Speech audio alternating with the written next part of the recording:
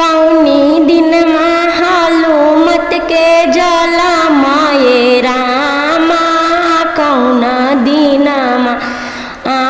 कौना दिनमा हवे छठियारवाये राम कौना दिनमा हवे छठिया वाये राम कौना दिनमा मंगल के दिनमा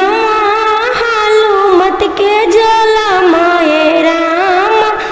मंगल दिनमा शनिचर के होखे छठिया राये राम शनिचर दिनमा हालूमत के होखे छठिया राम शनिचर दिनमा